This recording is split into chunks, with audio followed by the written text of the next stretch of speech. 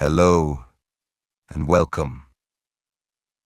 Tonight we drift back into the closing days of the Second World War, into a city that once stood as the pride of an empire, now waiting for its final hour. This is the story of Berlin in its last days, and of Hitler's crumbling world beneath the ruins. A tale not of glory, but of endings. A tale of silence, shadows, and inevitability. So, close your eyes, settle into the quiet, and let history carry you to a city where the war's last storm was about to break. The winter of 1945 clung to the Eastern Front with its final breath.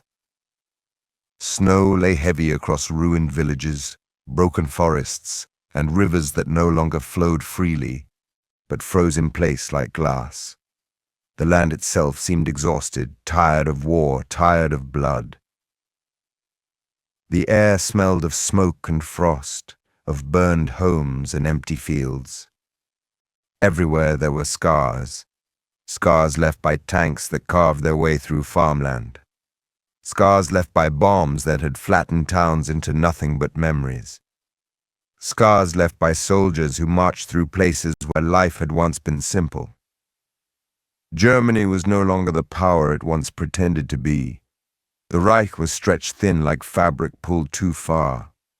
Every front demanded soldiers. Every city demanded protection. But there were no men left to give. The war machine that once terrified Europe was now coughing, limping, breaking down with every passing day. What remained was not strength, but desperation. And yet, still, there was Berlin. The city at the heart of it all. Berlin with its grand streets and wide avenues. Berlin with its monuments to power, its domes and ministries and long, proud boulevards. But the city no longer looked like the photographs from years before. It was scarred.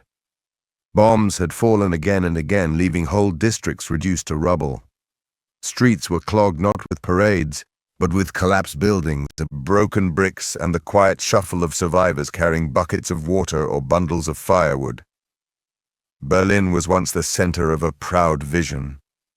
Now, it was trembling under the echo of distant artillery. And that echo grew louder each day. From the east, the Soviets were coming. Their army stretched across the horizon like storm clouds. Vast, heavy, unstoppable. Commanders Zhukov and Konev led forces so large that even the thought of them was overwhelming. Millions of soldiers, tens of thousands of tanks, artillery so dense it could turn whole landscapes into oceans of fire. For months they had pushed the Germans back, step by bloody step, village by village, river by river. The Wehrmacht, once triumphant, now fought with its back to the wall, retreating deeper into its own land. The Soviet advance had been relentless. In Poland, towns once held by the Germans now flew the red banner. In East Prussia, civilians fled in endless columns, wagons filled with what little they could carry, horses straining, children crying in the cold. And still, the Red Army pressed on, never stopping, never pausing, driven by vengeance and victory. They had seen their own homeland burned and shattered. Now, they were bringing the fire back westward. The front lines drew closer to Berlin each day, and the city knew it. People listened to radios whispering news of Soviet breakthroughs. They heard rumors of villages lost overnight, of defenses that collapsed before dawn, of German generals speaking words they had once never dared to say: retreat, withdraw, fall back. For Berliners, there was no retreat. There was only the city, the final city, the last citadel of a dying empire. And yet, life went on in strange, fragile ways. In the mornings, mothers still walked the streets, carrying pails of water from public pumps and their children trailing behind them. Old men lined up for bread, ration cards clutched in thin hands. Candles flickered in basements where families lived together in cramped rooms hiding from the bombs. Above, the buildings looked broken, shattered teeth lining the avenues. But beneath, the people waited. They could hear the storm approaching. They felt it in the ground, in the vibrations of artillery carried through the earth. They felt it in the air, heavy with smoke and silence. Berlin was holding its breath. Inside the Reich, leaders spoke in words of steel and fire. They promised miracles. They promised that armies still existed, waiting just beyond the horizon, ready to sweep in and turn the tide. But those armies were ghosts. Their names were written on maps, their divisions numbered in ink. But outside the bunker walls, in the mud and snow, those divisions no longer lived.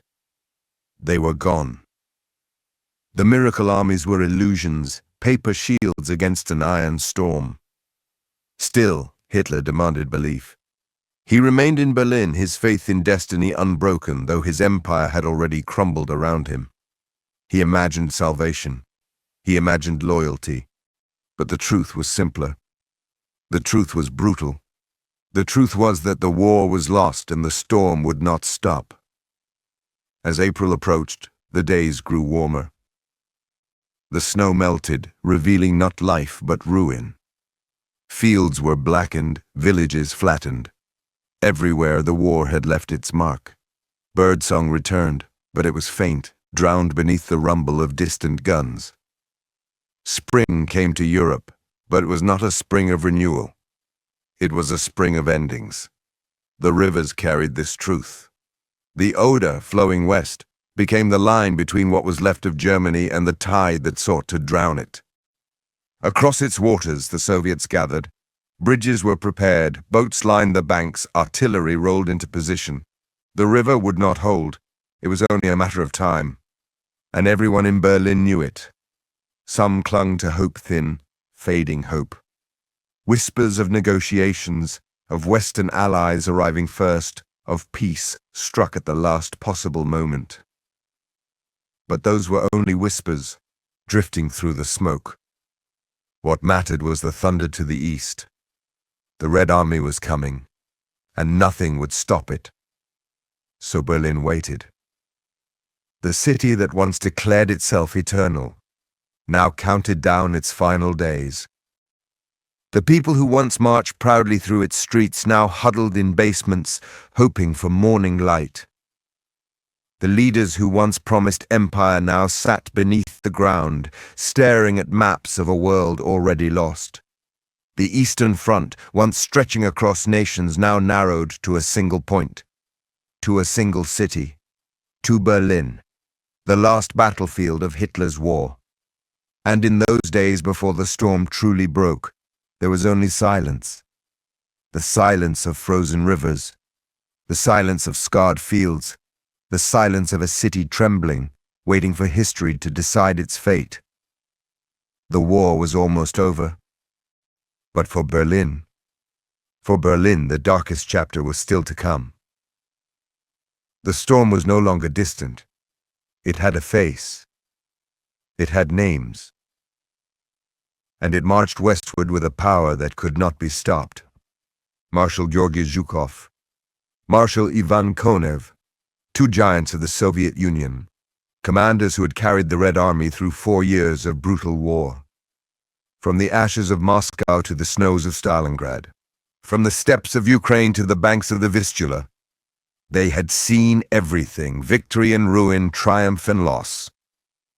Now, in the spring of 1945, their mission was singular, simple, and final.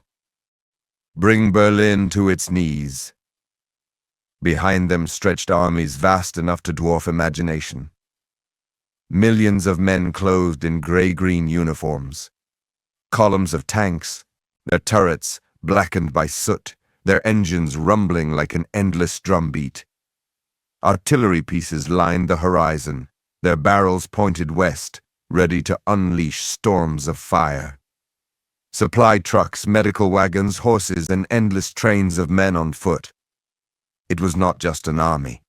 It was a tide that had already rolled across half a continent, and now nothing lay between it and Berlin but a river and a crumbling nation too tired to resist. The Oder River, cold, wide, flowing steadily north, once a border, now a fragile shield, the last natural barrier between the advancing Soviets and the German capital. On its western bank, German forces dug in, desperate and thin. On its eastern bank, the Soviets gathered in silence, preparing to strike. But even before the crossing, the land behind them told the story of what was coming. Villages in flames, their windows shattered, their streets empty, the refugees on the roads, columns stretching for miles, wagons creaking, mothers clutching children, fathers pulling carts. Everywhere people moved west, away from the Red Army, away from the memories of what had been done in the east. Whispers carried through the air, whispers of vengeance, whispers of retribution, stories of what the Soviets had done when they retook their homeland, and what they might now do in Germany. Fear moved faster than tanks, and it emptied whole towns before the first Soviet shell even landed. For the German soldiers who remained, there was no comfort. They were not seasoned divisions anymore. They were boys in uniforms too large for them, old men with rifles from another war. Prisoners pressed into service, clerks, policemen, fragments of what had once been an army. Some had fire left in their eyes, but most were simply exhausted. Years of retreat had broken them. Years of hearing victory promised only to see defeat delivered. And yet they fought because there was no choice. The German High Command drew lines on maps, arrows of defense, arrows of counterattack. But paper was not the battlefield. Reality was. And in reality, every day, the Soviets pressed closer. Their artillery fired not in bursts, but in waves. Shells screamed through the air, shaking the ground, lighting the horizon in fire. German trenches collapsed under the bombardment. Machine gun nests, silent before they even had a chance to open fire. Concrete bunkers cracked. Bridges shook with every blast. Defenses that seemed strong on paper dissolved when struck by the weight of the Red Army. Still, there were moments of resistance. In small villages, German units held their ground, refusing to give up without a fight. Streets turned into battlegrounds, houses into fortresses, every room a place to resist. Soviet soldiers advanced through the smoke, room by room, floor by floor. The cost was high on both sides, but the outcome never changed. The Germans fought. The Soviets pressed on, and in the end the red tide moved forward, leaving only ruins behind. As the Oder became the focus, the German people turned their eyes westward. They looked not to Berlin for salvation, but beyond it. To the Allies, Americans, British, Canadians, marching from the west. Some hoped the Western Allies might reach Berlin first, that surrendering to them would spare Germany the vengeance of the Soviets. But the geography made that dream impossible. The Soviets were too close, their armies too vast, their determination too sharp. Berlin was theirs to take, and the German people deep down already knew it. The nights near the river were filled with fire. Soviet searchlights cut through the darkness, sweeping across the sky in great white arcs. Artillery pounded the eastern bank without pause, a steady rhythm of destruction. German soldiers huddled in trenches, praying the next shell would not land on them. Civilians hidden in barns or basements felt the ground tremble with every impact. Sleep was scarce. Dreams impossible. For the war had come to their doorsteps, and it would not leave until the city was taken. Marshal Zhukov planned his assault with precision. A man of iron will, unbending, relentless. He believed in overwhelming firepower, in crushing the enemy beneath sheer weight. To him, the Oder was not a challenge. It was an obstacle to be erased. His rival, Marshal Konev, commanded to the south, eager to prove himself, eager to reach Berlin first. There was competition between them, sharp and undeniable. Who would be the first to raise the red flag over Hitler's capital? Both armies surged with that question in their hearts.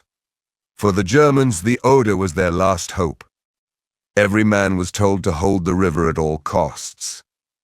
But what does all costs mean when there is nothing left to give? When food is scarce, when ammunition is low, when reinforcements are only ghosts on paper, orders can demand anything. But men, real men, can only do so much. And those men were tired, starving, frozen. They could delay, they could resist, but they could not stop what was coming. The civilians felt it most. Entire villages emptied overnight. Roads choked with wagons, bicycles, and those too poor to carry anything at all but their feet. Children asked questions no one could answer.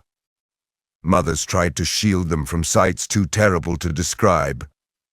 Fathers tried to keep them moving mile after mile, westward, always westward. Some fell along the roads, too weak to go on. Others simply vanished into the snow, swallowed by the cold, by hunger, by exhaustion. The road to Berlin was lined not just with soldiers and tanks, but with the shadows of a fleeing people. And still, the Soviets advanced. Every day they grew closer, every night their artillery rained louder. The Red Army was no longer a rumor there, it was a presence, unseen by many civilians but felt everywhere. Its sound was constant, its pressure unrelenting. It was as though the very earth itself was moving west, carrying the weight of vengeance. By April, the Oder crossings began. Soviet engineers built bridges under fire. They worked in darkness, hauling planks, laying steel, guiding pontoons into the current. German shells tried to stop them, splashing water high, ripping wood and flesh alike. But there were always more. More engineers, more soldiers, more determination. And soon across the water, the Soviets poured. Men, tanks, trucks. The fragile shield of the river was gone. And with it the last barrier before Berlin. The German defense broke apart in pieces. Some units held their ground until they were surrounded, cut off, destroyed. Others melted away, retreating deeper into Germany, clinging to survival. The Volkssturm, boys and old men drafted into hopeless service, died in trenches, their rifles too light, their bodies too fragile for the storm that engulfed them. Every defense line, every fallback point, fell faster than it was drawn. The truth became undeniable. The Reich was out of time, out of breath, out of everything but ruin. For the Soviet soldiers, Berlin was more than a city. It was a symbol, the place where the war had begun, and the place where it would end. They fought with vengeance in their hearts, for mothers lost, for villages burned, for comrades buried in the snows of Stalingrad, in the forests of Smolensk, in the swamps of Belarus. Every bullet fired carried memory. Every shell that landed carried anger. Berlin was not just a target. It was justice. And so the tide rolled on, the Oder behind them. The capital ahead. The Soviet juggernaut no longer gathering strength but unleashing it in full. Zhukov, Konev. Their armies pressing forward, side by side, competing, but united by purpose. The war was about to reach its final stage, and Berlin, trembling in anticipation, waited. The storm was no longer approaching. It was here. And there was no wall, no river, no defense left that could turn it back. Berlin was not just a city anymore. It was a fortress, or at least it tried to be. But a fortress built not from stone or steel or unshakable faith. It was a fortress of dust, of broken buildings and shattered glass, of bricks piled into walls and trenches carved into once proud avenues. A fortress of shadows, a fortress that whispered not of strength, but of desperation. Everywhere the city was changing.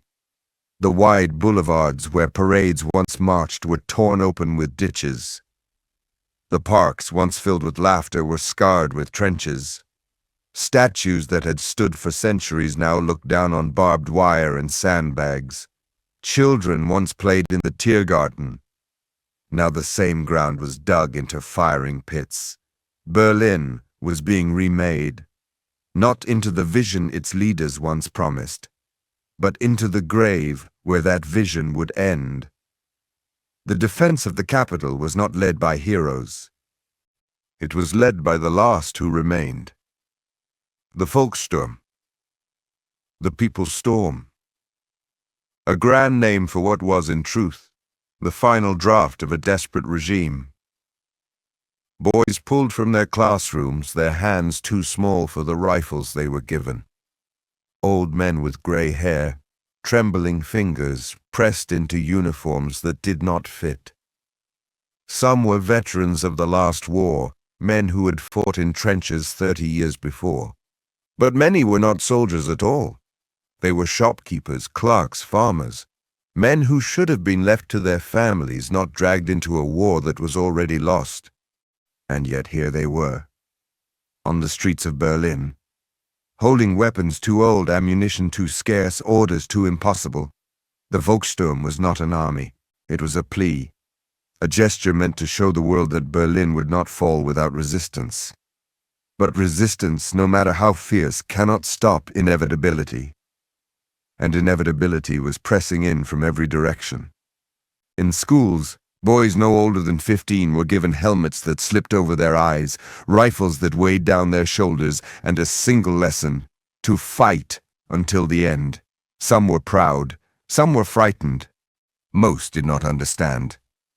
They were told they were defending the fatherland, defending their homes, their families. But the truth was far crueler.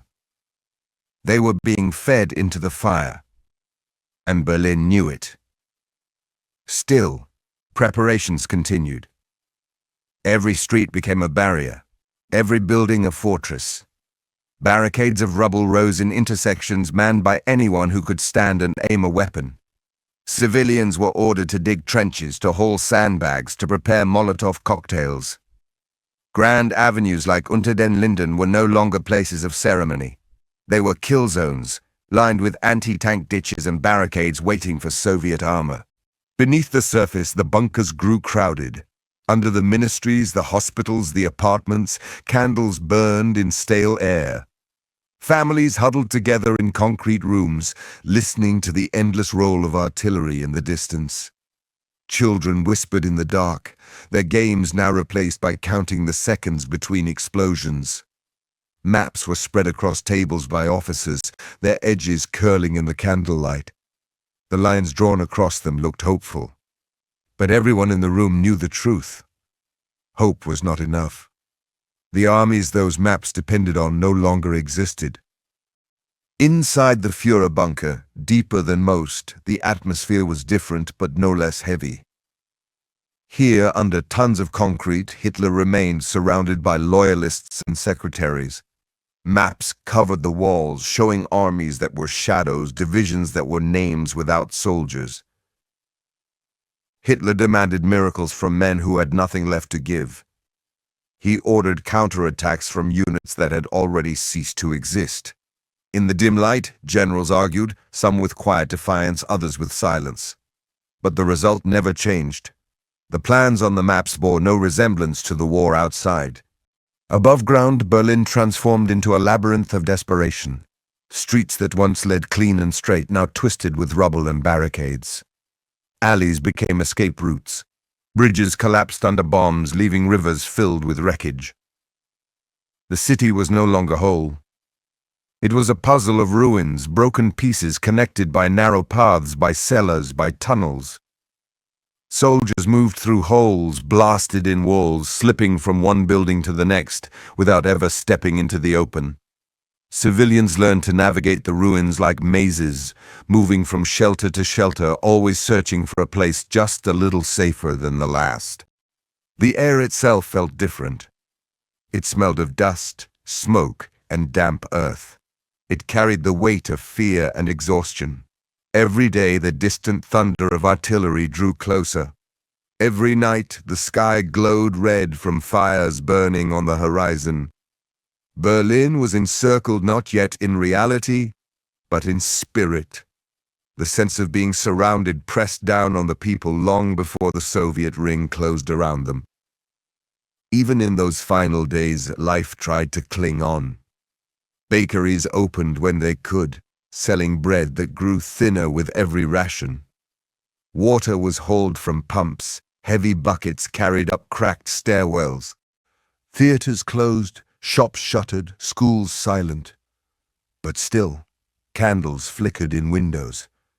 Still, neighbors whispered to one another in stairwells, trading scraps of food, news, rumors. Even in despair, people reached for one another. And that, perhaps, was the strongest defense the city had left. But defense in spirit could not hold back tanks. Berlin's transformation into a fortress was an act of will, not of strength. The weapons were too few, the men too untrained, the positions too exposed. Every barricade that was built could be smashed apart by artillery. Every trench dug could be buried by bombs. Every man with a rifle could be crushed beneath the tread of a tank. And everyone knew it. But still they dug. Still they prepared. Because when the storm came, there would be no escape, only the fight. And so the city waited, sealed in its labyrinth of dust. Children carrying rifles, old men learning again to load a weapon, mothers and daughters filling sandbags, cooking in basements, nursing the wounded in candlelight. All the roles blurred, all the boundaries dissolved. Berlin had become one great garrison. A citadel built not from hope of victory, but from the refusal to surrender without a final struggle. The Reich, stretched thin, broken, exhausted, still demanded everything. Every last man, every last bullet, every last breath. Berlin gave what it could, but the weight pressing in was far greater than anything it could offer in return. The storm outside grew louder. The artillery came closer, and the fortress of dust, for all its walls and trenches, could not hold forever. The city knew its fate. The leaders whispered it in their bunkers. The soldiers felt it in their bones. The civilians lived it in their daily struggle. Berlin was not preparing for survival. It was preparing for sacrifice. The last citadel of a dying empire stood ready, but ready not in strength, ready only in desperation, ready to meet the storm that no wall, no trench, no bunker could truly stop. And so, with each passing hour, with each candle burning lower in the bunkers below, Berlin waited. The fortress of dust, the labyrinth of despair, the city that would soon become the battlefield of the world's final reckoning. April arrived not with spring's renewal, but with thunder. The snows had melted, the rivers had thawed, and the ground, soft with mud, shook with the weight of the Red Army. Across the horizon, the tide was moving westward. The Oder River had been crossed. The fragile shield was broken, and now there was nothing left to hold back the storm. On April 16th, the earth itself seemed to roar. The Soviets began their assault on Silo Heights, a ridge of land guarding the final approach to Berlin. It was a battlefield chosen by nature, then hardened by German engineers. The heights stood like a wall above the plain, covered in bunkers, trenches, and fields of fire. To reach Berlin, the Soviets had to break through here, and the Germans knew it. They prepared as best they could, with what little remained. For weeks, Berlin had clung to the promise that the Oder would hold, that the Silo line, defended by General Heinrici, might bleed the Soviets so badly that salvation could still be found. But salvation was no longer possible. At dawn, the horizon exploded with light. Thousands of Soviet guns fired in unison, their shells turning night into day, the air into fire. Searchlights cut across the fields, dazzling German defenders, blinding them as the artillery struck. It was an orchestra of destruction, the largest bombardment the Eastern Front had ever seen. A storm of iron, thunder rolling westward. Men clutched their helmets, their ears deafened, their bodies trembling under the concussion of shells. The ground erupted in fountains of earth and flame. Bunkers shook. Trenches collapsed. The air grew thick with smoke and dust. And through that chaos, the Soviet infantry began to move. Wave after wave advanced across the plain. Behind them came tanks, black silhouettes against the burning sky. The Germans fought back with everything they had. Machine guns rattled. Artillery fired desperately. Panzerfausts launched from hiding places, striking steel monsters that kept pressing forward. The fields became seas of mud, torn by shell craters, littered with the wrecks of tanks and the bodies of men. Silo Heights became a nightmare of fire and blood. Every meter was contested. Every farmhouse, every ridge, every ditch turned into a place of death. The Soviets lost thousands in those opening hours. Whole battalions cut down in the fields before reaching the slopes. But they did not stop. They could not stop. Behind them stretched the endless depth of their armies, and ahead of them lay Berlin. For 3 days the battle raged. The heights lit up night after night, artillery flashing without pause. German defenders fought fiercely, clinging to every trench, every wall, every position. But the truth was cruel. They were outnumbered, outgunned, outlasted. For every Soviet tank destroyed, 5 more rolled forward. For every rifleman who fell, 10 more took his place. The line bent, the line bled, and finally the line broke. By April 19th, the silo defenses had collapsed. The survivors streamed westward, broken units retreating toward the capital. The road to Berlin was open, and the Red Army poured through. Behind them, the villages burned. Towns that had stood for centuries were reduced to ash in hours. Church steeples toppled. Farmhouses collapsed into smoldering ruins.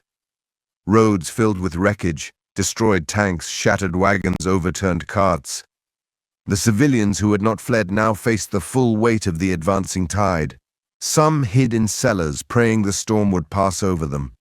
Others were swept up in its fury, their homes, their fields, their lives consumed in the fire. The Soviet tanks pressed on relentlessly, through villages that no longer existed, through forests scarred with craters and broken trees, through roads littered with the dead, soldiers and civilians alike. Their engines growled day and night, their treads grinding across the land without pause. Berlin was close now, so close that its smoke already stained the horizon. For the soldiers of the Red Army, every kilometer felt heavier than the last. They knew the capital was near. They could feel it in the air. Berlin was not just another objective. It was the heart of the beast, the place where the war had begun, the place where it would finally end. Every step west carried the weight of 4 years of blood and suffering. Every shell fired into the night carried memory, vengeance, justice. And for the Germans, every step east carried despair. They knew what was coming. Every retreat, every collapse, every village abandoned brought the Soviets closer to the capital.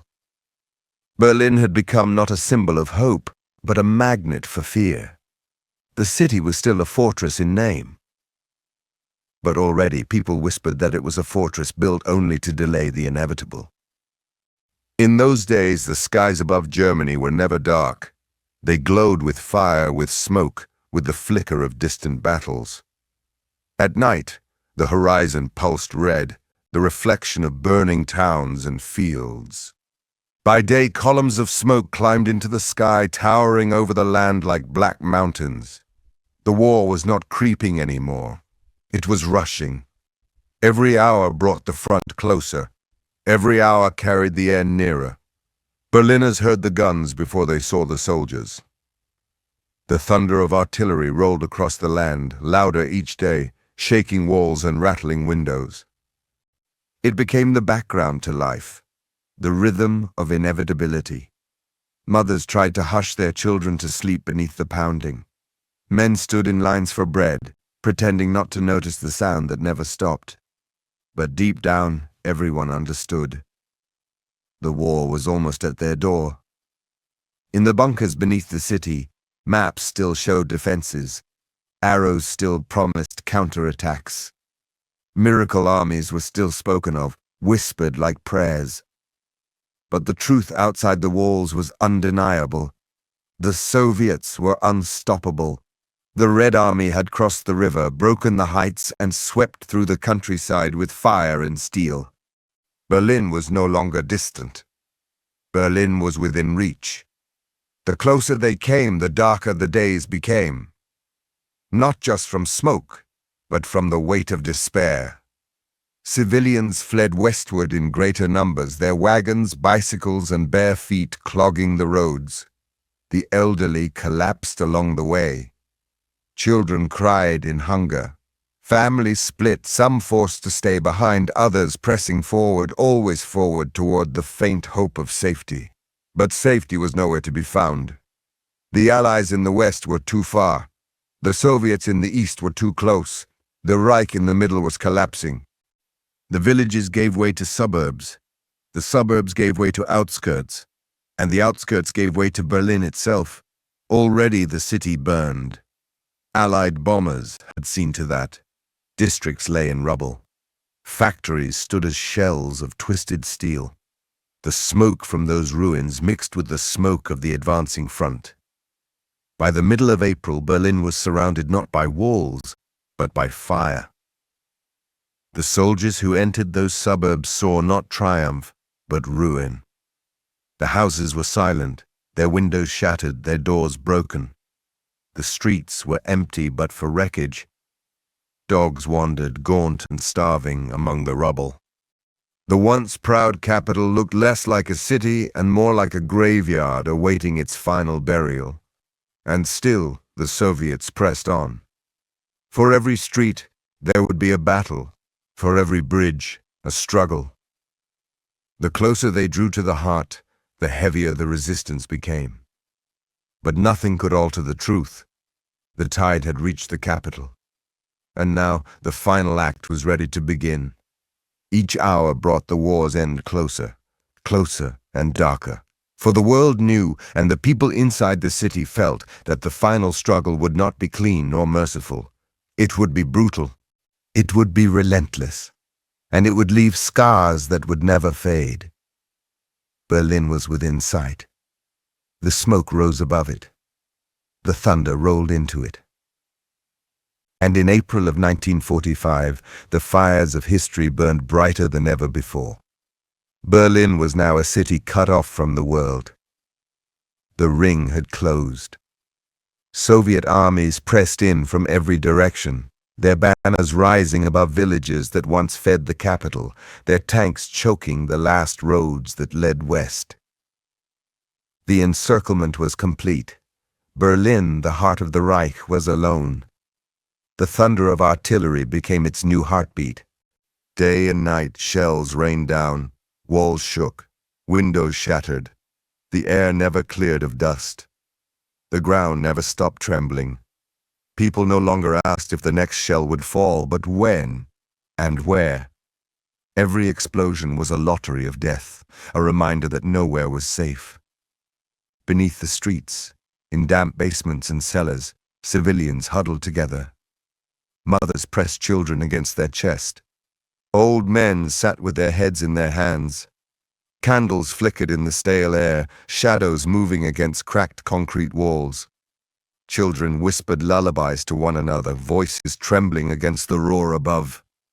Some prayed. Some wept.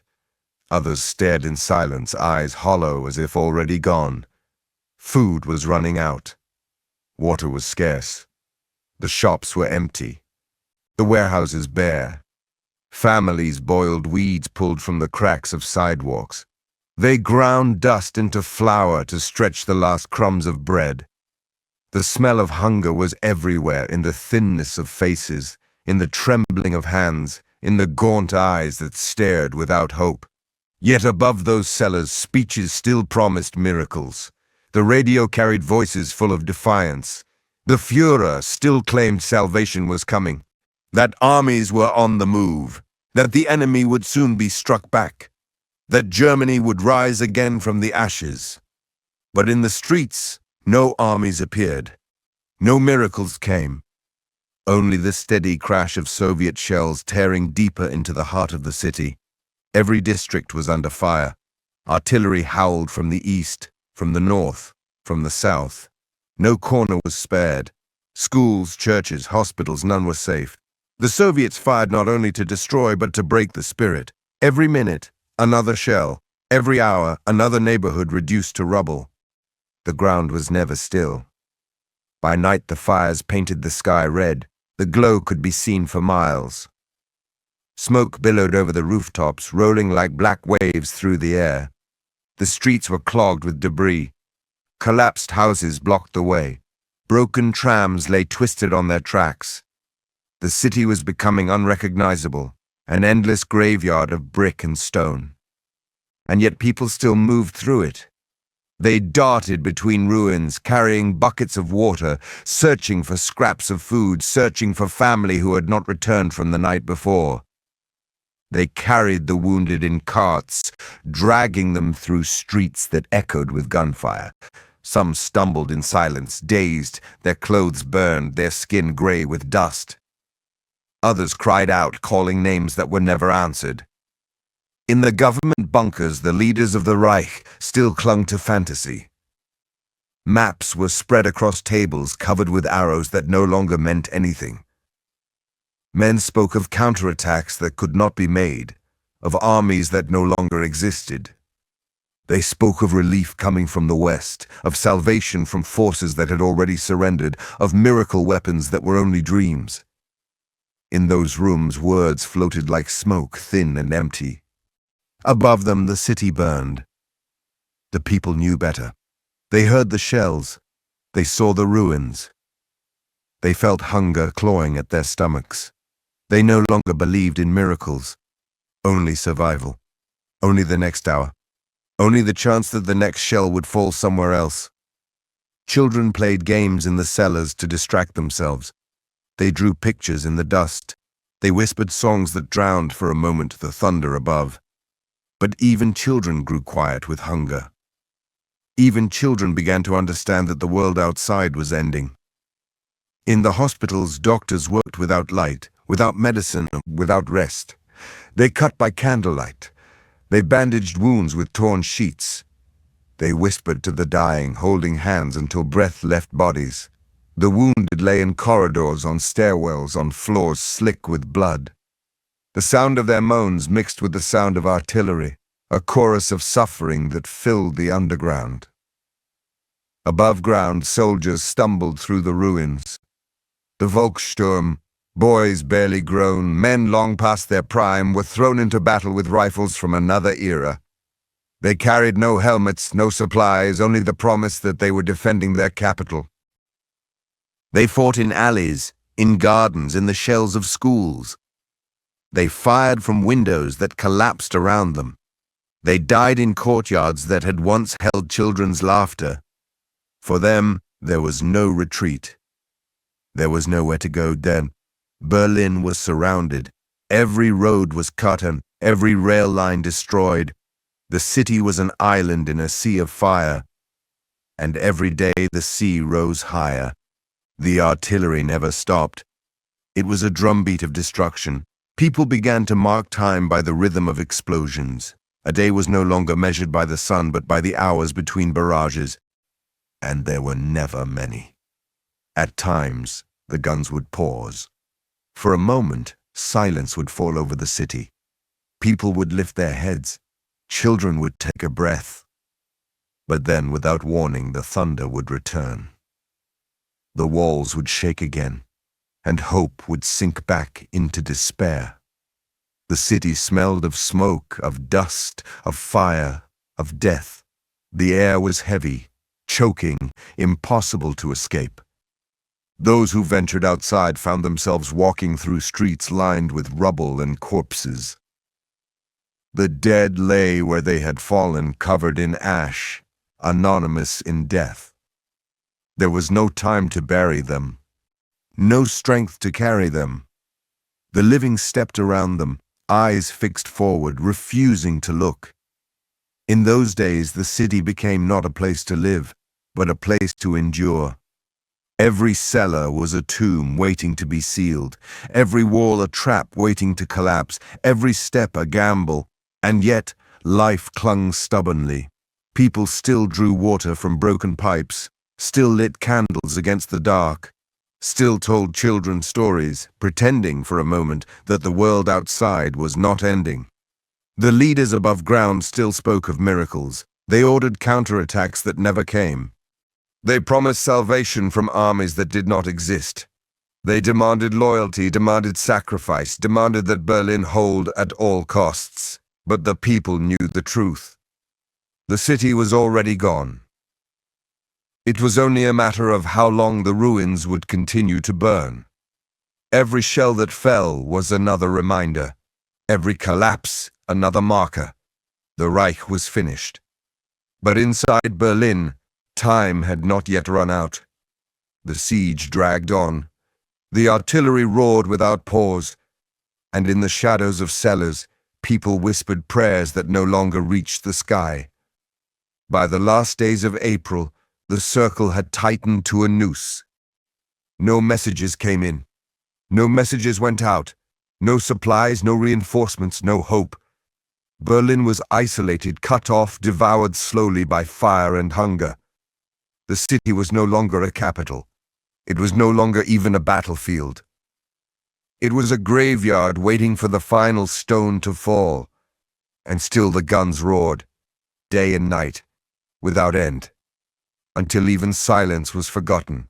Until even the idea of a world without thunder felt like a dream. The siege was not just a battle of armies. It was the suffocation of an entire city. Brick by brick, wall by wall, life by life, until nothing remained but smoke and ruin and the silence of the dead. Beneath the burning city, there was another world. A world of concrete, steel doors, stale air. A place where daylight never reached, where clocks meant nothing, where the walls pressed in with every breath. This was the Führerbunker, the last refuge of a collapsing empire. Above ground, Berlin screamed under artillery. The sky glowed red. The earth shook with every strike. But down here in the corridors beneath the Reich Chancellery, life narrowed to whispers, footsteps, and the scratch of pencils across maps that no longer mattered. The air was thick with cigarette smoke. Candles burned low in the corners. Electric bulbs buzzed, dim and unreliable. The smell of damp concrete mingled with sweat, with alcohol, with the faint tang of fear that no one could quite hide. Every wall echoed with the muffled thunder from above, the city's death rattle seeping into the bunker's veins. Hitler lived here now, in rooms no larger than prison cells. His health had collapsed with the Reich. He walked with a shuffle, one hand trembling, his voice uneven, his body aged decades in months. Yet still he clung to command. Still he summoned generals to his side, still demanded reports, still traced arrows across maps. Arrows of phantom armies that no longer existed. The meetings in the bunker grew more desperate with each day. Generals argued over counterattacks that could never be launched. They spoke of divisions that had melted away, of units that were little more than names. They tried to explain reality. But reality had no place here. Not in this underground world where the illusion of control was the only thing left. Maps covered the tables. Red lines, blue lines, arrows stabbing across Germany. But every arrow pointed nowhere. Every plan fell apart as soon as it was spoken. The armies they relied upon were destroyed. The supplies they counted on were gone. The cities they hoped to defend were already burning. And yet the conversations went on. Orders were written, reports were dictated. Plans were rehearsed in voices that grew quieter, more hesitant, for in their hearts they all knew. There would be no relief, no counterstroke, no salvation. The bunker was not just headquarters. It was a tomb waiting to be sealed. Outside, the Soviets were closing in. Every day the front drew closer. Every hour the artillery grew louder. The ground above shook dust from the ceilings. The walls trembled. At night, the corridors rattled with the impact of shells hitting the streets above. Those inside flinched, glanced at one another, then tried to pretend nothing was wrong. Life in the bunker was monotony wrapped in dread. Meals of canned food and stale bread. Conversations that circled endlessly around the same hopeless subjects. The shuffling of papers, the scratching of pencils, the clatter of typewriters, and always the undercurrent of collapse. The knowledge that above them, the city was dying. The atmosphere was heavy with decay. Not just the decay of a city, but of a regime, of a man, of an idea. Hitler himself had become a shadow of the figure who once commanded crowds of millions. His speeches now were muttered tirades, broken by coughing fits. His hands shook when he raised them. His eyes seemed to stare past the room, fixed on a world that no longer existed. And yet in that bunker his will still bound those around him. They listened as he spoke of phantom armies moving to the rescue. They nodded as he demanded counterattacks from divisions that were already ashes. They scribbled down orders, knowing they would vanish into the void. No one dared to say aloud what was clear to all: the war was already lost. Arguments flared. Generals shouted, voices echoing off the concrete. Some pleaded for a breakout, for escape, for any path that might save lives. Others spoke of surrender, of negotiations, of ending the nightmare before more was destroyed. But Hitler would not hear of it. Every suggestion was betrayal. Every doubt was treason. Only total resistance, only death before surrender was acceptable in those narrow corridors. And so, the bunker became a theater of illusions. Outside, the Soviets marched closer with every hour. Inside, men argued over maps of an empire that no longer existed. Reality and fantasy clashed in the flicker of candlelight, in the stale air of underground rooms. The bunker itself seemed to know what was coming. Its walls sweated with damp. The floors shook with every artillery strike as ceilings cracked. Dust fell like snow from above. The whole structure groaned under the weight of a dying city. Those who lived there grew pale, hollow-eyed, their skin drained by the absence of sun. They moved like ghosts through the corridors, whispering, avoiding one another's eyes. Some drowned their fear in bottles, the smell of liquor seeping into the stale air. Others clung to routine, writing reports, cleaning rifles, polishing boots that would never again see daylight. Time itself seemed to dissolve. Was it day? Was it night? It hardly mattered. The artillery was constant. The air was the same. Only the dread deepened. Hitler's inner circle gathered in the map room. They spread charts across the table, their hands trembling as they pointed at lines that no longer meant anything. One spoke of Steiner's army, that mythical force supposedly preparing to strike from the north. Another spoke of Wenck, of a relief column that never came. These were mirages, illusions repeated until they almost sounded real. But no footsteps echoed above. No engines rumbled in the distance. No armies marched to Berlin's rescue. The truth crept in, slow but unstoppable. The Soviets were at the gates. The Reich was gone. The world above was burning to ash. And below in this bunker, the architects of destruction waited for their own end. Whispers spread through the corridors. Whispers of escape. Whispers of surrender. Whispers of suicide. For many, the bunker was not refuge but prison. A place with no way out but death. The atmosphere thickened with dread. Cigarettes burned faster. Glasses emptied quicker. Voices grew quieter, eyes more hollow.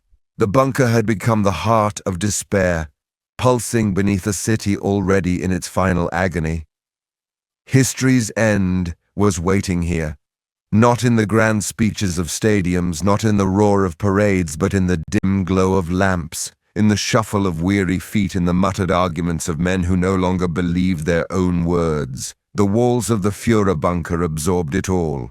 Every cough, every sigh, every broken order, every silence. They pressed in on all who dwelled there, a constant reminder that the world above was collapsing, and that soon the world below would collapse too.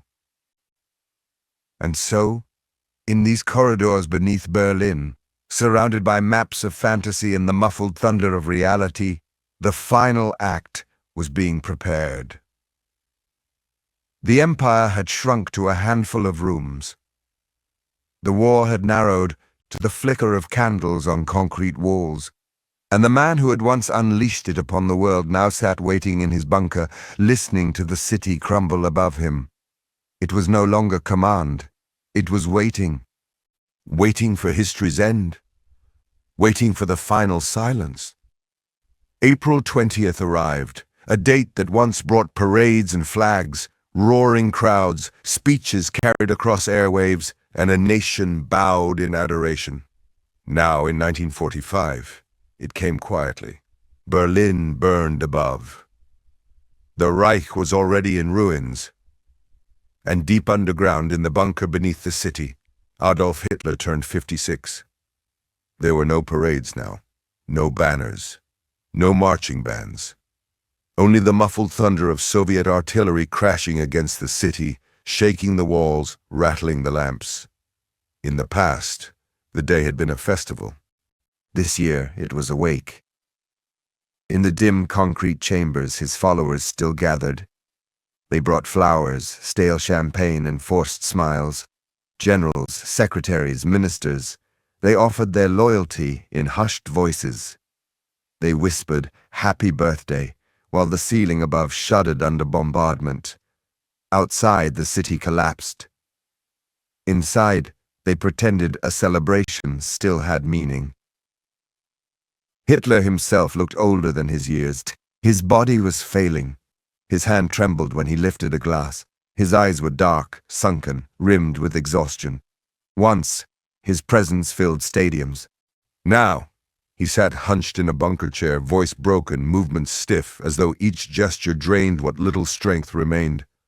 The champagne glasses clinked, half empty, their bubbles weak. The candles flickered, casting long shadows across the peeling walls. The celebration lasted minutes, not hours. There was no laughter, no joy, only silence punctuated by distant explosions. Even as they toasted, reports arrived. The Soviets had reached the city's outer districts. The encirclement was complete.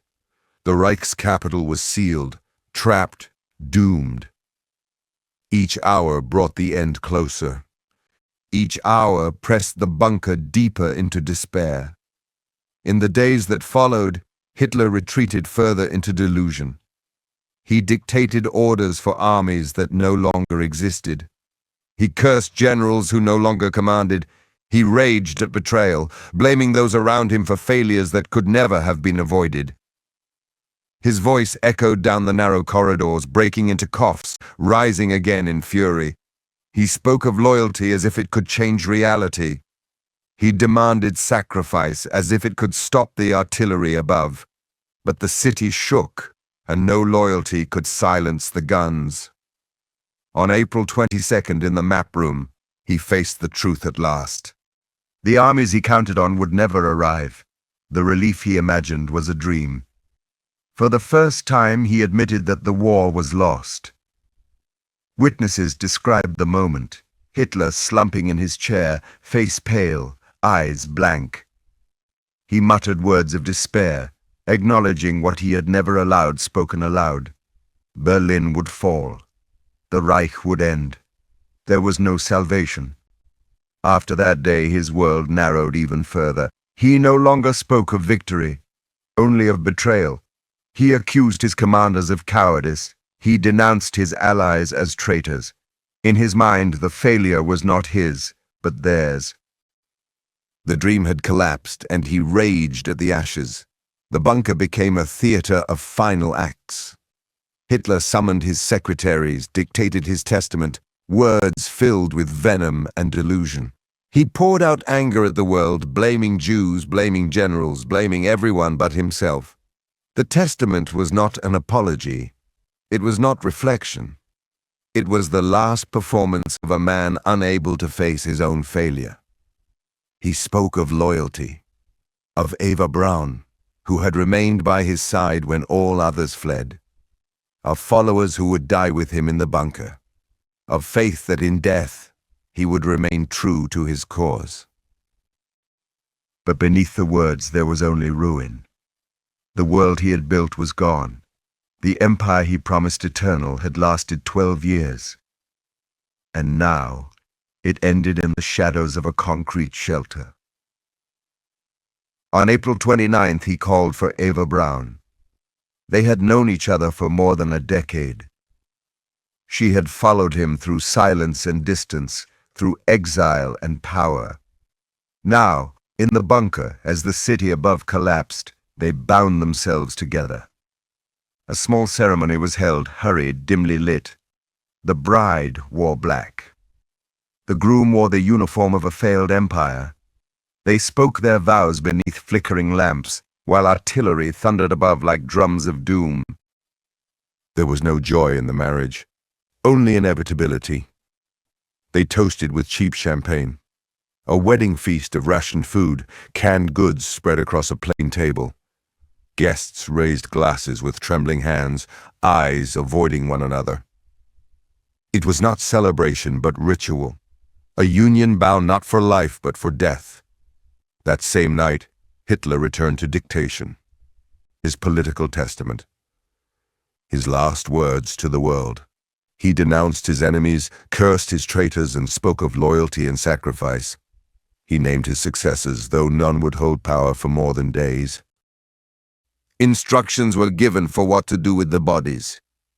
Even in death, Hitler sought control. He ordered that his corpse be burned, destroyed beyond recognition, denied to the Soviets who closed in. Outside the city was fire and ruin. The Soviets were in the streets now. Buildings crumbled. The smell of smoke filled every corridor. Above the bunker, Berlin died. Below it, history waited. On April 30th, the hour came. Hitler met with his staff for the last time. He spoke briefly, voice low, face expressionless. He shook hands, thanked those who had stayed. Gasoline was poured. The flames took hold. Smoke rose into the already burning sky. The man who had once ruled millions, who had unleashed war upon the world, ended not with ceremony, not with grandeur, but with fire in a ruined garden beneath the roar of enemy guns. His empire ended as it had begun, with violence, destruction, and death. The bunker fell silent.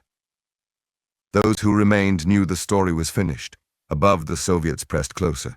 Below, only shadows and whispers lingered.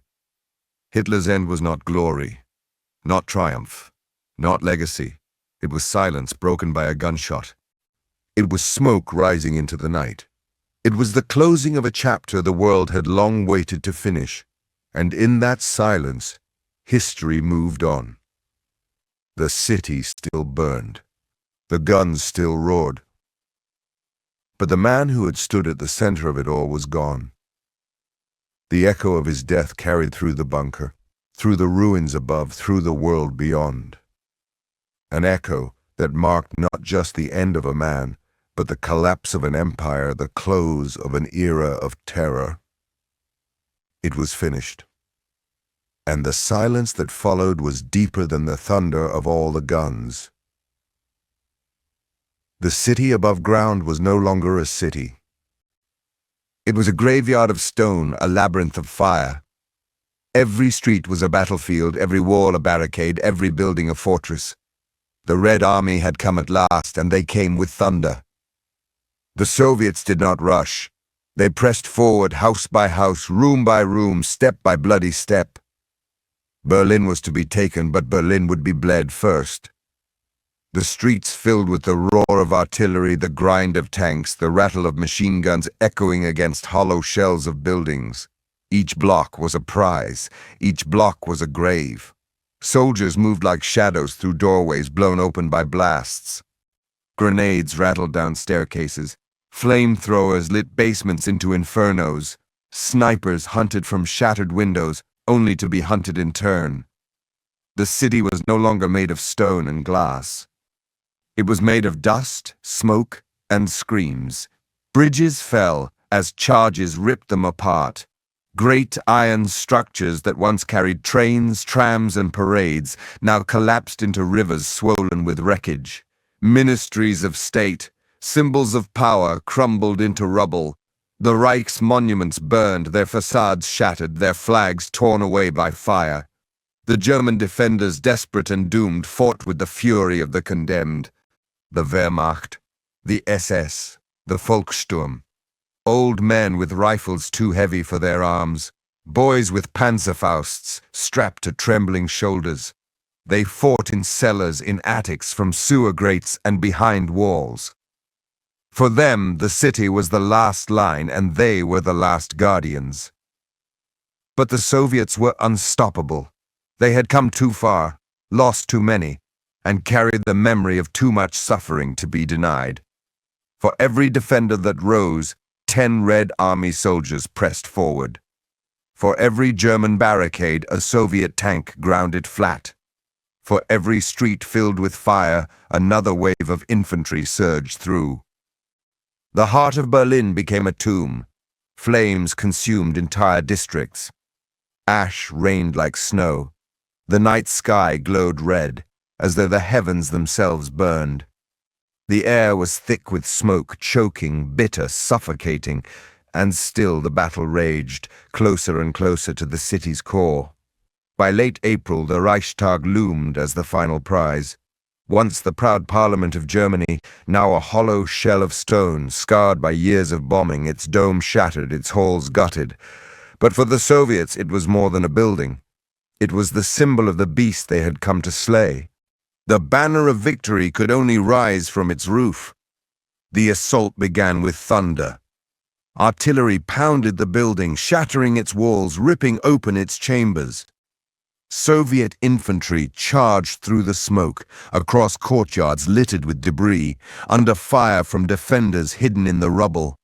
Grenades burst against marble. Bullets tore through columns. Blood stained the stone. The fighting inside was chaos. Room by room, stair by stair, hall by hall, men clashed in darkness lit only by fire and muzzle flashes. Rifles cracked at point-blank range. Knives flashed in the shadows. Flamethrowers roared down corridors, painting ceilings black with soot. The Reichstag was no longer a seat of government. It was a slaughterhouse. Hours stretched into days. The Germans fought with desperation, their world already gone, but their bodies refusing surrender. The Soviets pressed with relentless fury, their hands grasping for the prize that would seal their victory. The floors were slick with blood. The walls thundered with explosions. And through it all, the building shook but did not fall. Then came the moment.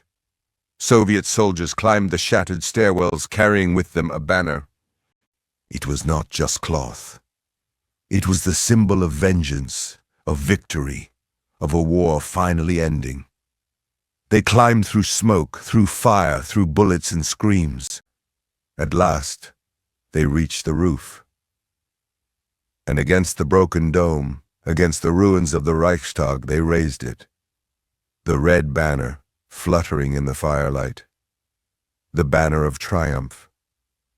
For the city below, the sight was both ending and beginning. For the Germans, it was the death of their capital, the death of their empire. For the Soviets, it was justice written in smoke. The Reichstag had fallen, and with it, the last illusion of survival. The streets around the building were still rivers of fire.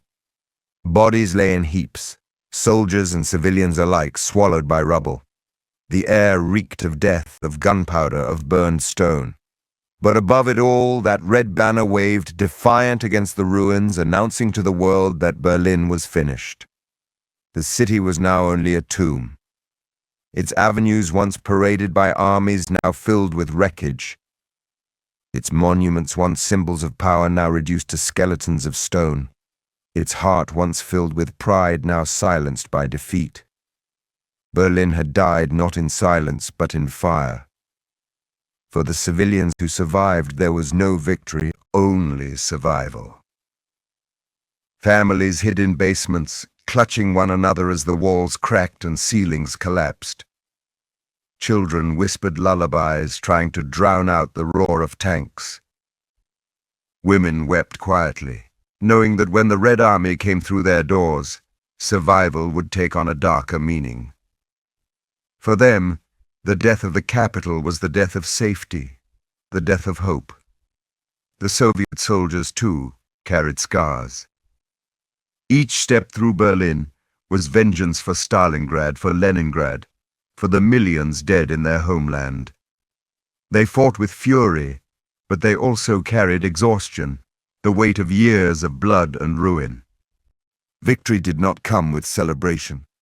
It came with collapse, with sobbing, with silence in the aftermath of screams. By May 1st, the city was broken. The last offenders scattered or captured. The Reichstag's banner told the truth. The war in Europe was over in all but name. The capital of the Reich had fallen. Berlin was no longer a city. It was a warning. Its story was carved not in stone but in fire. Its monument stood not as triumphs but as ruins. Its name would forever carry the weight of this moment, when the world's greatest war ended in its ashes. The Reich had promised 1,000 years. It lasted 12. And its capital died not with glory, not with honor, but with smoke rising from broken glass and flames consuming the last of its pride. The death of Berlin was the death of the dream. The end of a vision born in arrogance and drowned in blood. A city reduced to dust. A capital buried beneath its own ambition. The final chapter written not with ink but with fire. The guns still roared. The fires still burned. But the end was undeniable. The capital was gone. The empire was gone. And the banner above the Reichstag told the world what no words could. Berlin was finished. May 2nd, 1945. Berlin surrendered. The guns that had thundered day and night fell silent. The sky above the city, once lit with fire and tracer rounds, now hung heavy with smoke. For the first time in weeks, there was no bombardment, no crashing of artillery against stone. Only silence, strange and unfamiliar, hovering over the ruins like a ghost. The last German soldiers laid down their weapons. Men who had sworn to fight to the end now filed into captivity, walking in weary columns through streets lined with rubble. Helmets tilted low, boots dragging, eyes hollow. Some were boys too young to shave, clutching rifles that seemed absurd in their hands. Others were men too old to march, their uniforms tattered, their faces gray with ash. Defiance was gone. The Reich was gone. Only surrender remained. The Soviets collected them, guiding them away with rifles slung at their shoulders. There was no triumph in the capture, only exhaustion. The Red Army had bled to take the city. Now they gathered the remnants of their enemy not with celebration, but with a quiet efficiency. For them, the war was nearly over. For the Germans, it had ended already. Civilians crept out of the basements where they had hidden for weeks. Mothers holding the hands of children who blinked against the strange daylight. Old women clutching bundles of rags that had once been clothing, once been lives. Men too weak to stand, staggering up stairwells into the streets, faces gaunt, eyes empty. They emerged into a city unrecognizable, a city that had once been grand, proud, radiant with monuments and boulevards, now reduced to stone and smoke. For them, the war was over, but survival was not. They wandered through the ruins searching for water, for food, for any sign of what life might remain. They stepped over bricks and broken glass, past burned-out tanks and corpses left unburied. The silence of surrender was broken only by the sobbing of children and the distant rumble of engines carrying the conquerors deeper into the city. Berlin was a graveyard not of the dead alone, but of memory. Every building told the story of collapse. Every street carried the echo of fire. Every ruin was a monument to an empire that promised eternity and delivered only death. The Reichstag still stood scarred and shattered, its banner of defeat waving above it. Government ministries were hollow shells blackened by fire, their windows gaping like skulls. The great avenues of Unter den Linden and Wilhelmstrasse, once stages for parades, were now littered with debris, their trees burned, their stones cracked. The Brandenburg Gate loomed in silence, no longer a symbol of triumph, but a scar against the smoky sky. This was not just a city defeated. This was a capital erased. Berlin had been the heart of the Reich, the center of power, the stage of dreams and madness. Now it was a ruin where silence reigned. For the Red Army soldiers, the silence after the storm was uneasy. They had fought through Stalingrad, Kursk, Warsaw, Budapest. They had chased the Wehrmacht back across the plains of Europe, all the way to the German capital. They had seen their comrades fall by the thousands, their homes destroyed, their families slaughtered. Now they stood in the ruins of their enemy's capital, their rifles lowered, their boots crunching on broken stone. The victory they had sought for 4 years was here, but it did not feel like triumph. It felt like exhaustion. Some scrawled their names on the Reichstag's walls, leaving marks that would outlast the war itself, a simple act of defiance, of memory. We were here, we made it. For them, the silence was heavy with ghosts, but also with justice. The beast was slain. The city that had unleashed fire on their homeland now lay in ashes. For the Germans who remained, silence was terror. They had lived under a regime that demanded loyalty at every breath, that punished dissent with death, that filled their streets with marching boots and banners of conquest. Now, all of it was gone. The Führer was dead. The Reich was dead. And they were left to face the conquerors, stripped of illusions, stripped of protection, stripped of hope. Women feared what the soldiers would bring. Rumors whispered through the cellars had already turned into realities in the streets. Survival was no longer a matter of food or water, but of hiding, of endurance, of facing the night with eyes wide open. Children clung to their mothers, too young to understand, too old to forget. They would remember this silence, the silence that carried fear louder than gunfire. The city itself seemed to breathe with the silence. Smoke curled from the ruins like sighs from a dying body. Ash floated through the air, settling on the rubble like a funeral shroud. The Spree River ran black with debris, bridges collapsed across its waters like broken bones. Berlin had become not a place of life, but a tomb of empire. The silence after the storm carried weight across Europe. In London, in Moscow, in Washington, the news spread quickly. Berlin had fallen. The war in Europe was ending. The capital of the Reich was gone. The shadow that had stretched across the continent for 12 years had been cut away. And yet the silence did not feel like peace. It felt like aftermath. Like standing among the ruins of a fire that had burned too long, too hot, consuming everything in its path. For soldiers on both sides, the silence was not release. It was memory. The Red Army remembered villages burned, cities starved, families buried in shallow graves. The German soldiers who surrendered remembered their own belief in victory, their own blindness, their own despair. The civilians remembered hunger, bombs, propaganda, fear, and loss. The silence after the storm carried all of it, heavier than any sound of battle. May 2nd was not the end of the war, not yet. Fighting continued in pockets across Europe. But Berlin's fall made the end inevitable.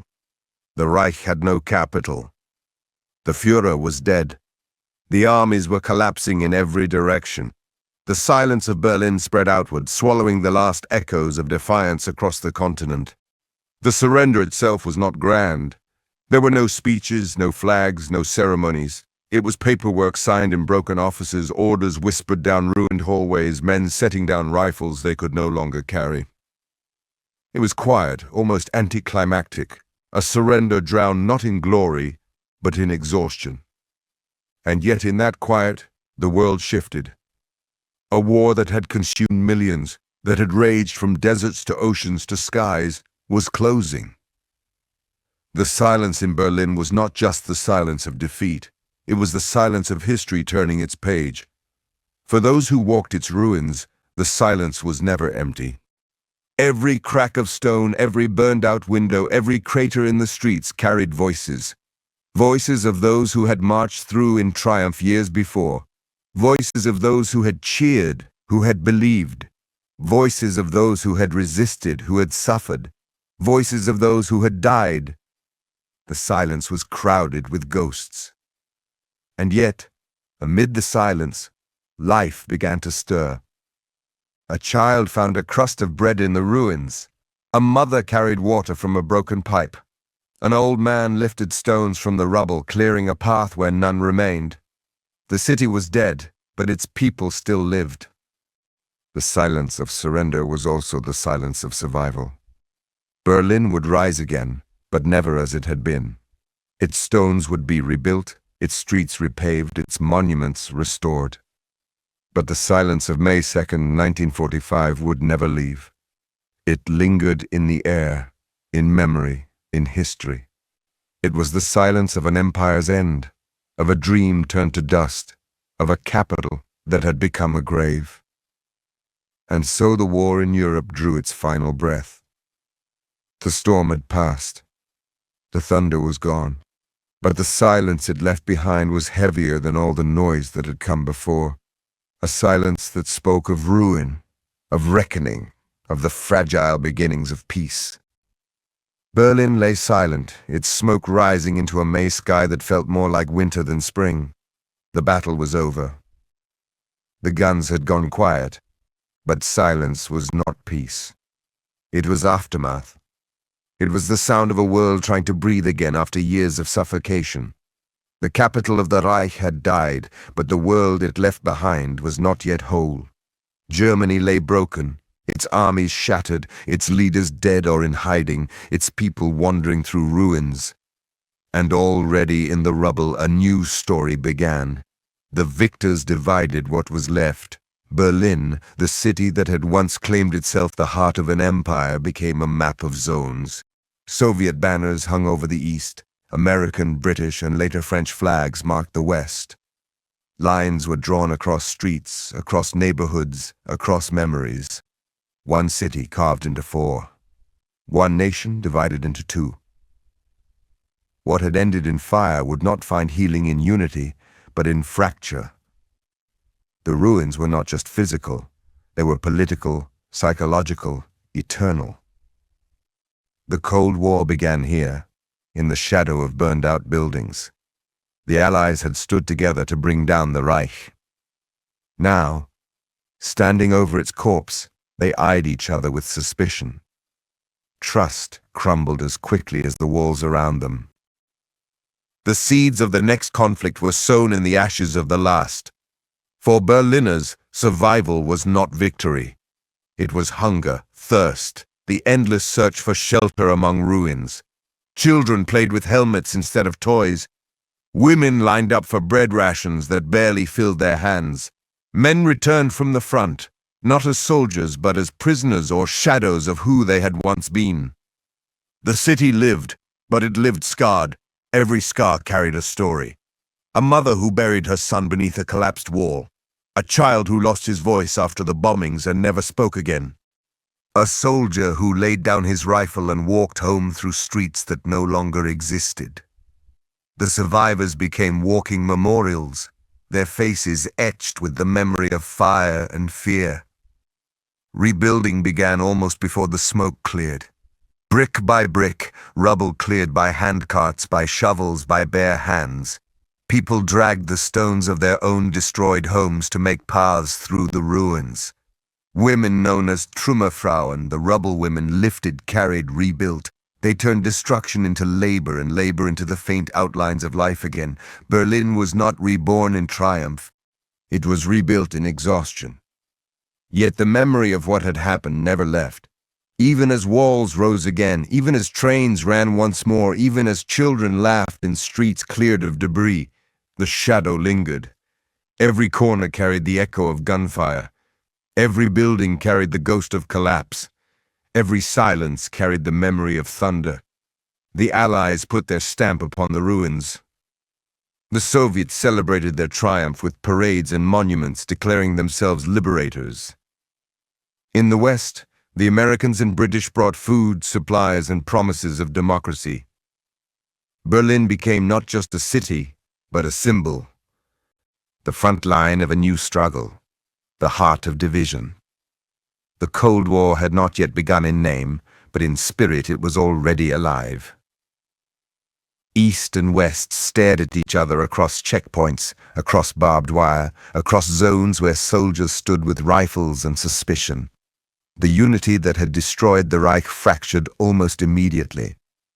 The ruins of Berlin became the stage for the century to come. For the survivors, politics mattered less than survival. They rebuilt their homes, buried their dead, and carried their stories forward.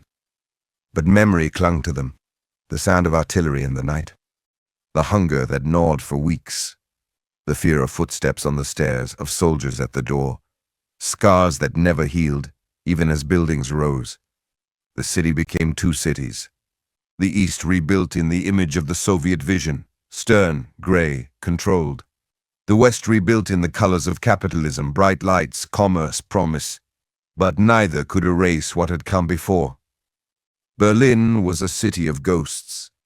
Every stone whispered of fire. Every street remembered blood. The Battle of Berlin had been the last chapter of Hitler's dream. And in that chapter, the dream consumed itself. He promised empire and delivered ruin. He promised eternity and lasted 12 years. He promised glory and ended in suicide, in silence, in smoke. His capital became his tomb. His Reich became his memory, a warning carved in ash. The world moved on but never left Berlin behind. The city stood as symbol of war, of division, of survival. In time, walls would rise to divide it even further. The Cold War would turn its ruins into front lines once again. But even then, even through the decades of barbed wire and concrete, Berlin remembered. And memory is powerful. It shapes not just the past, but the future. The survivors told their children. The ruins told their stories to those who walked them. The silence after the storm echoed long after the thunder was gone. Germany itself carried the wound, split east and west, torn by ideology, burdened by guilt. For some, the division was punishment. For others, it was protection. But for all, it was the legacy of April and May 1945, the legacy of fire that had consumed their capital. History often ends in silence, but memory keeps speaking, and Berlin speaks still. It remembers the sound of artillery. It remembers the cries of children in cellars. It remembers the banners raised above its shattered heart. It remembers the silence that followed, heavier than any thunder. For those who study the battle, for those who walk its streets today, the story is not just of armies and generals, of tanks and strategies. It is the story of a city that lived through death and still breathes. It is the story of people who endured when endurance seemed impossible. It is the story of ambition collapsing under its own weight, of tyranny ending in dust. The Battle of Berlin was the last chapter of the war in Europe. but it was also the first chapter of what came after. The Cold War, the divided world, the scars that lingered through generations, ashes that gave way to memory, and memory that gave way to history. Berlin became not just the capital of a defeated empire, but the heart of a divided world. Its ruins bore witness to one war's end and another war's beginning. Its people bore witness to suffering, to survival, to scars that outlasted lifetimes. The battle was over. The war was over. But Berlin remained. Berlin remembered. And in its memory lies the warning of what happens when ambition becomes madness, when power becomes destruction, when dreams are built on fire. The city rose again brick by brick, life by life. But beneath its streets, beneath its walls, beneath its monuments, the past still beats. The silence after the storm still lingers. The ashes still whisper.